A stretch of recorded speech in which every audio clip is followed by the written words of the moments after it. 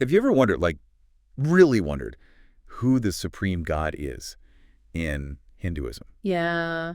It's a question that comes up, right? Yep. Especially when you think about how many different deities there are and how many stories we hear growing up. Right. It's a huge tradition, tons of different beliefs, and it can be a little, well, confusing, to say the least. I agree. But today, we're going to try to unpack this. Yeah. We're going to go straight to the source. The source. The source material. Okay. The core Hindu scriptures. Got it. So we're talking about the Vedas. Yeah, the Vedas. Yeah. Rig Veda, Yajur Veda, Yeah. Samveda, and Atharva Veda. Oh, okay. Plus the Srimad Bhagavad Gita. The Gita. Yeah, the Gita, which is, considered by many to be kind of like the essence of Vedic wisdom. Right, right. Distilled. Yeah, distilled. Okay. And we'll even touch upon the Puranas, just where it helps illuminate things. Got it.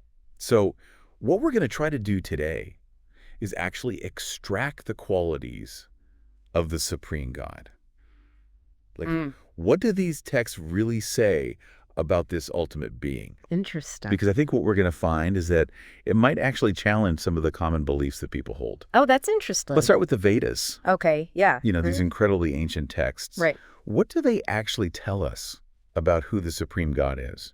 Well, one of the most significant things that you find in several verses in the Rig Veda is this statement that the Supreme God does not take birth from a mother's womb. You can see this, for example, in Mandal 10, Sukh 4, Mantra 3. Hold on. Stop right there. Okay. Does not take birth from a mother's womb. Yeah. That's huge. It is. Because so much of what we understand about, divine beings and incarnations in Hinduism involves birth stories. Right, exactly. It's a very different concept. But the Rig Veda is saying, no, this supreme God, this ultimate source, transcends that whole cycle of birth and death that we associate, even with the most powerful figures in Hindu mythology. Exactly. And it actually clarifies, like, when God does appear as a child, it's not through a conventional birth.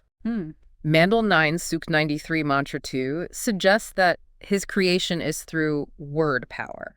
Word power. Yeah. So it's not physical processes. It's like a divine utterance. Right, like a poet bringing a world to life with words. That's a cool way to think about it. And, this idea kind of gets echoed again in another verse in the Rig Veda, in Mandal 9, Sukh 1, Mantra 9. This one talks about how when the Supreme God appears as an infant, he's actually nurtured by the milk of a maiden cow. A maiden cow? What does that even mean? It's a cow that's never even been with a bull, never had a calf. It's a very specific and, I think, significant detail. It's like it's underlining how unique this whole appearance is. Yeah. It's not a normal birth, a normal upbringing. It's something totally different. Right. And the Rig Veda keeps going with this idea. Mandal 10 Sukmana Mantra 4 emphasizes this further by stating that even though the Supreme God is the master of creation, he doesn't bear any woman.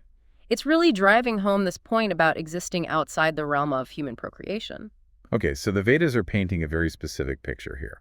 Yeah. The supreme being, not born in the way we normally understand it, and this idea of divine creation through word power. Right. It's fascinating. Like a poet. Like a poet, yeah. That's actually mentioned specifically in Rig Veda Mandal 9, Sukh 96, Mantra 18. Really? Yeah, this verse explains that the Supreme God spreads true knowledge through poems and proverbs, and because of this, he's called, a poet. A divine poet, wow. Yeah, someone who's giving us wisdom, not just through pronouncements, but through art, through language, through verses that are beautiful and have a real impact. I like that. The supreme God is a poet. It's a powerful image. It is. And you know what? It actually segues really well into our next text, the Srimad Bhagavad Gita. Okay. Because the Gita gives us even more insight into who this supreme God is. What does it say? Well, there are two really important qualities that stand out. First, in Gita Adhyay 15, Shloka 17, the Supreme God is described as indestructible, Avya, and also eternal, Ishwara Paramatma. Indestructible and eternal. So it's aligning with what we saw in the Vedas. Yeah, this idea of a being who's beyond the limits of the physical world, beyond birth and death. Right, and Adhyaya 2, Shloka 17 really emphasizes this too. Also, It talks about that which pervades the entire universe and says it's indestructible, no one can destroy this immortal being. okay, so we're seeing this theme of eternality, of being beyond destruction, reinforced in the Gita. Yeah, definitely. But there's another thing in the Gita that's super interesting, and it actually might be easy to miss if you're not paying close attention. Okay, what is it? Okay, so in Gita Adhyaya 18, in both Shloka 62 and 66, The speaker of the Gita, traditionally understood as Krishna, Yeah, Krishna. is actually telling Arjuna to seek refuge in a supreme god other than himself. He's saying, go to this other supreme god for supreme peace, an everlasting abode, and even to be freed from all sins. Wait, hold on. Krishna is pointing Arjuna towards another supreme god. Yeah, it's there in the text. That's really fascinating. It is, right? So it suggests a distinction within the divine, like there's a hierarchy. Yeah, there's a higher power even beyond Krishna. Right. It's telling us to look beyond the immediate speaker of the Gita to find the ultimate source of liberation. Okay, so we've got all these qualities from the Vedas and the Gita. Right. Unborn, uniquely nurtured, a divine poet, indestructible, eternal, and distinct from even Krishna. Right. Now, the big question becomes, how does this all fit with how Hindus actually understand the divine today? Yeah, that's the challenge. Because we've got the 33 core types of demigods, right? Right.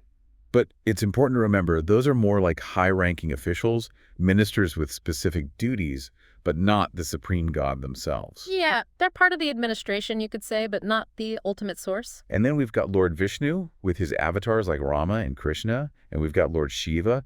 These are huge figures in Hinduism. Yeah, absolutely. Central to how many people understand the divine. But their stories involve births, deaths, things that don't really align with this picture of the indestructible, unborn supreme god we've been looking at. Right, and that's where it can get confusing for people. How do we reconcile these figures with those core scriptural attributes? That's the tension. So what do we do with that? How do we make sense of it all? Well, there are other scriptures that actually offer some helpful insights here, like the Sri Devi Bhagwat Mahapurana, for example. Okay, the Devi Bhagwat. Yeah. This Purana actually has Vishnu and Shiva themselves acknowledging Durga as their source. And they explicitly state that they experience births and deaths, which makes it clear that they're not the eternal supreme being. So even these major deities, they're pointing beyond themselves. Exactly. They're acknowledging their own limitations. And to understand these seemingly contradictory accounts in the Puranas, Tapdarshi Saint Rampalji Maharaj explains that Kal, or Brahm, can manifest in the forms of Brahma, Vishnu, and Shiva.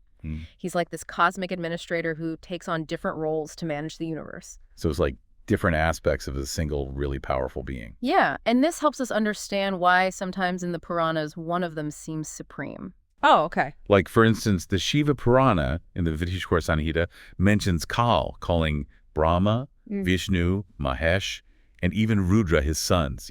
It's indicating a hierarchy. So that makes sense. Yeah. Okay, what about Durga then? Where does she fit in all this? Well, the Atharva Veda, specifically in Kan 4 and Bhavak 1 Mantra 5, actually describes Durga's origin as being from the original master. So she too has a source. Ah, so she's not the ultimate god either. Right, which goes back to what we saw in the Gita, that there's this distinct eternal being. This Avinashi god. Right. Okay, so if it's not any of these deities that we typically think of, Yeah. then who is it? Who is this supreme god according to these Hindu scriptures? That's the million-dollar question. It is. It's what we've been building towards this whole time. Well, the Rig Veda actually addresses this directly. In Mandal 9, Suk 96, Mantra 16, there's this question, this seeking of the Supreme God's name. Oh, wow. And the very next verse, Mantra 17, it reveals the name Kabirdev, also known as Kabir. Kabir. Yeah, Kabir. And the translation of that verse is pretty remarkable. It explains that this god appears as an extraordinary child. A child. Yeah, and he spreads this true spiritual knowledge through poems, what are called Kabir Vani. But the thing is, because of his unique form, because he doesn't appear as people might expect, they mistake him for just a poet. Just a poet. Yeah. The Supreme God. Right there in the Rig Veda. Wow. And this actually lines up with the historical accounts of Kabir, right? Yeah, exactly. Kabir appeared in Kashi about 600 years ago. Yeah. And he was really respected by both Hindus and Muslims for his teachings, which he shared through poems and proverbs. And Kabir even spoke about his own unique appearance. What did he say? Well, he said, "Na mere jamna garbasera balaka diklaya," meaning he had no birth from a womb but appeared as a child. And that's what the Rig Veda is saying, right? It is. An unconventional appearance. And it gets even more specific. Kabir said, Kashi Nagarjal Kamal Pardera Vahan Jalahine Paya, meaning He appeared on a lotus flower in a lake in Kashi, where a weaver couple, Niru and Nima, found him and raised him. Oh, wow, a lotus flower. Yeah. So his own words are reflecting those Vedic descriptions. Right, and remember how the Rig Veda mentioned being nurtured by a maiden cow? Yeah.